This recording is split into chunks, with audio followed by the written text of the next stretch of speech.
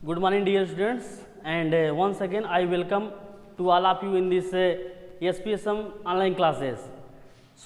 आज जो बच्चों है, आज हम आपको वीडियो लेके आए हैं क्लास 7 के लिए। पोयम है where the mind is without fear.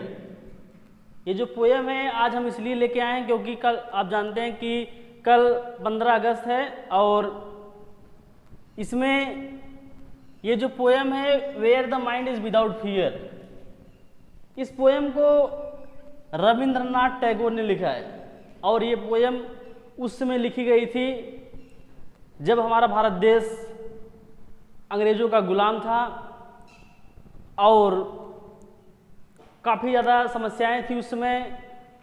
That our Indian people means our ancestor they were not allowed to do anything because we were slave of British government. तो where the mind is without fear, और इसमें रविन्द्रनाथ टैगोर के बारे में कुछ हम आपको बताना चाहेंगे कि रविन्द्रनाथ टैगोर जो थे एक बहुत ही महान कवि, means he was a great Indian poet and he got Nobel prize in 1913। Rabindranath Tagore को 1913 में नोबेल प्राइज मिला था 1913 में, और वो भी जो नोबेल प्राइज उनको मिला था that is a part of political, कि वो पॉलिटिक्स का पार्ट माना जाता है। इनका जो नोबेल प्राइज था पॉलिटिक्स का पार्ट माना जाता है। और रविन्द्रनाथ टैगोर को जो नोबेल प्राइज मिला था वो गीतांजलि उनकी जो पोयम है, Gitanjali is a collection of 103 poem. Gitanjali इनकी जो पोयम है 103 पोयम का एक कलेक्शन है और ये poem where the mind is without fear ये वहीं से लिया गया है, ये गीतांजलि से लिया गया है। पोयम नंबर 35, ये पोयम नंबर 35 है गीतांजलि का। इसके बारे में हम पढ़ेंगे। इसमें रविन्द्रनाथ टैगोर ने बताया है कि किस तरह से हम जब अंग्रेजों को गुलाम थे उसमें हमारा कंडीशन क्या था हमारे भारत देश की। और स्पेशली रविन्द्रनाथ टैगोर ने इस पोएम में यही बताया है कि हमेशा अगर आप आज़ादी को प्राप्त करना चाहते हैं, if you want to get freedom, अगर आप स्वतंत्र होना चाहते हो तो आपको क्या क्या करना चाहिए। जिस तरह से आज हम बहुत बड़ी समस्या से जूझ रहे हैं, जैसे corona disease, it is very big problem. इस तरह से बीमारी, चाहे कोई भी बीमारी हो या जो आज हम बीमारी से जूझ रहे हैं, हमारे भारत देश के जो प्रधानमंत्री हैं वो कहते हैं कि आत्मनिर्भर बनिए, तो हमको हमेशा आत्मनिर्भर होना चाहिए, हमें एक दूसरे के ऊपर डिपेंड नहीं रहना है। तो इस तरह से रविन्द्रनाथ टैगोर ने इस पोएम में बताने का प्रयास किया है कि अगर आप स्वतंत्र होना चाहते हो तो आपको क्या करना चाहिए, आपको क्या क्या क्वालिटीज़ आपके अंदर होनी चाहिए। तो आइए देखते हैं इस पोएम को, where the mind is without fear. इस पोएम के टाइटल से मालूम पड़ता है कि वेयर मतलब जहाँ पे, माइंड मतलब मस्तिष्क, विदाउट फियर बिना भय के, बिना डर के हो। रविन्द्रनाथ टैगोर एक कल्पना करते हैं, means he imagines about the new world. Rabindranath Tagore एक स्वतंत्र देश की कल्पना करते हैं। जब हमारा भारत देश अंग्रेजों का गुलाम था तो उन्होंने कल्पना किया, he imagines that after freedom what will be the condition of our country, कि आज़ादी के बाद हमारे देश की क्या हालत होगी, क्या कंडीशन होगा, उस समय चर्चा करते हैं। कभी कहते हैं कि where the mind is without fear, हमारे सपनों का देश कैसा हो, विदाउट फियर हो, बिना डर के हो, बिना भय के हो। और हमारे अंदर भय अगर रहेगा तो हम कभी भी आज़ादी को प्राप्त नहीं कर सकते। तो इस तरह से इसमें बहुत सारे इंकरेजमेंट की बात की है, बहुत सारे उत्साह हमको दिए हैं रविन्द्रनाथ टैगोर ने कि किस तरह से हमारे अंदर उत्साह होना चाहिए। अगर हम अंग्रेजों को भगाना चाहते हैं अपने देश से तो क्या क्या क्वालिटीज़ होनी चाहिए। तो पहली लाइन है where the mind is without fear and the head is held high. कभी कहते हैं कि where the mind is without fear, mind मतलब मस्तिष्क, विदाउट फियर मतलब बिना डर के, बिना भय के। अगर हमारे अंदर डर बना रहेगा तो हम कभी भी आज़ादी को प्राप्त नहीं कर पाएंगे। तो this poem where the mind is without fear, it is part of politics and Rabindranath Tagore got 1913 Nobel prize for this poem Gitanjali, a collection of poem. Where the mind is without fear, मेरे सपनों का देश इस तरह से हो जहाँ पे विदाउट फियर, लोग कैसे हो, बिना भय के, बिना डर के, निर्भीक हो। अगर हमारे अंदर डर बना रहेगा तो हम आज़ादी को कभी प्राप्त नहीं कर पाएंगे। And the head is held high, मेरे सपनों का देश इस तरह से हो जहाँ के लोग बिना भय के हो, बिना डर के हो। And the head is held high, उनका सिर हमेशा सम्मान से ऊंचा उठा रहे।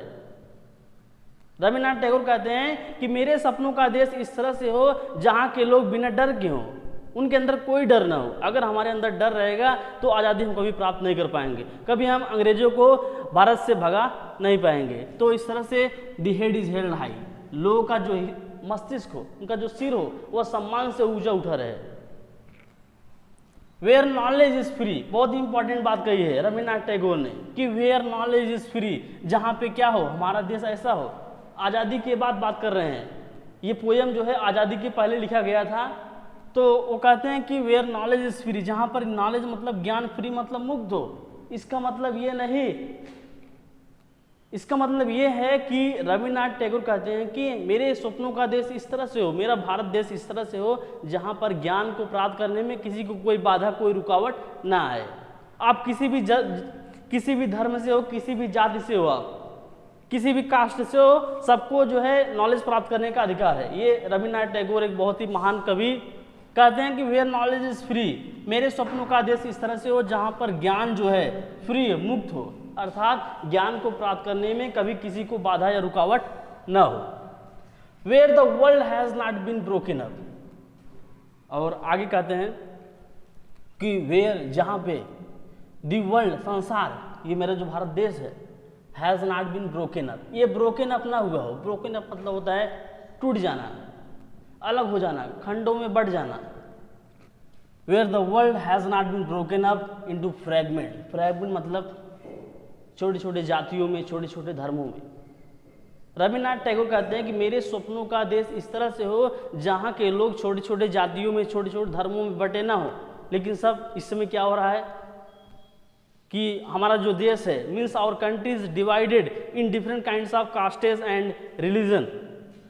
Where the world has not been broken up, मेरे सपनों का देश इस तरह से हो जहाँ के लोग जो है फ्रेगमेंट में, छोटी छोटी जातियों में, धर्मों में बटे ना हो। बाय नैरो डोमेस्टिक वॉल, उसको रविन्द्रनाथ टैगोर कहते हैं कि नैरो डोमेस्टिक वॉल है, ये एक डोमेस्टिक वॉल है, हमारे बीच क्या है, एक दीवार है। ये जो जात पात की, धर्म की जो बातें करते हैं, ये क्या है हमारे बीच, एक दीवार है कि जो हमको जो है एक दूसरे से अलग करती है, हमें भारतीयों को एक दूसरे से क्या करती है, अलग करती है। तो रविन्द्रनाथ टैगोर कहते हैं मेरे सपनों का देश इस तरह से हो जहाँ के लोग जो है छोटी छोटी जातियों में, धर्मों में बटे ना हो, वे हमेशा मिलजुल कर रहते।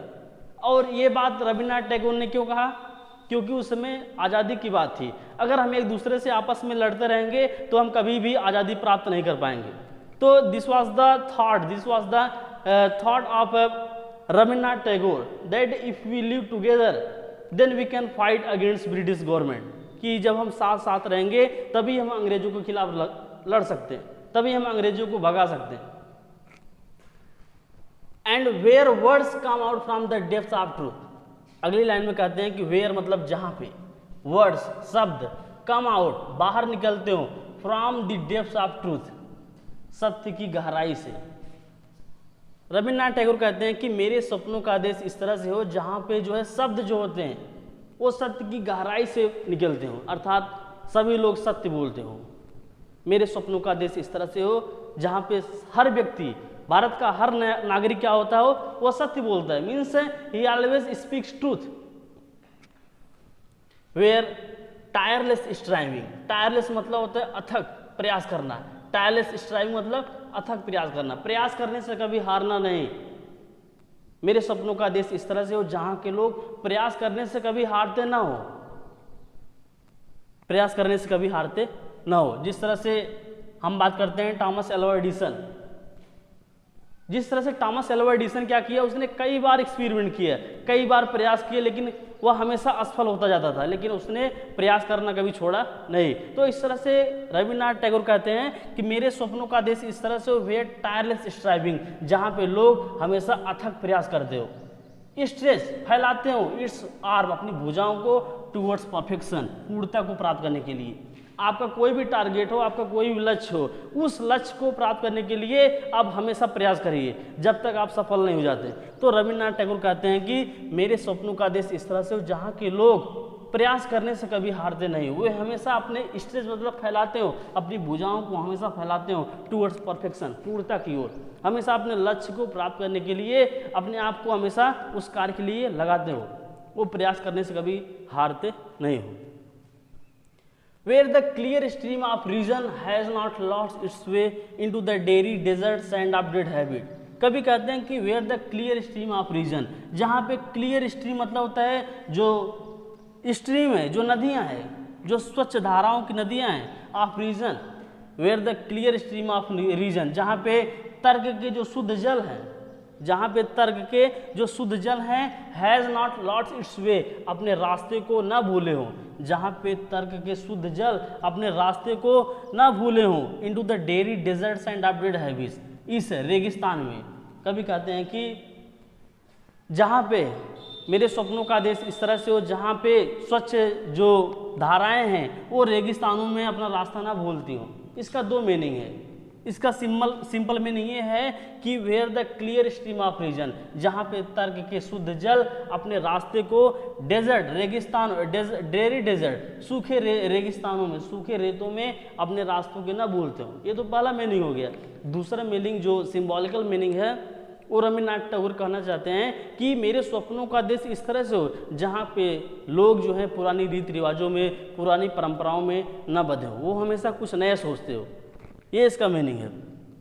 Dairy deserts and of dead habit, उन डेड हैबिट, ऐसी आदत, ऐसी परंपरा, ऐसी रीति रिवाज जो समाप्त हो गई, काफ़ी पुरानी हो गई हैं। तो मेरे स्वप्नों का देश इस तरह से हो जहाँ के लोग हमेशा कुछ नया सोचते हो, उन पुरानी रीति रिवाजों में, पुरानी परंपराओं में न बंधे हों। Where the mind is led forward by the, यहाँ पे कभी कहते हैं कि where mind is led forward by the मतलब यहाँ पे गॉड के लिए है, भगवान से रिक्वेस्ट करते हैं।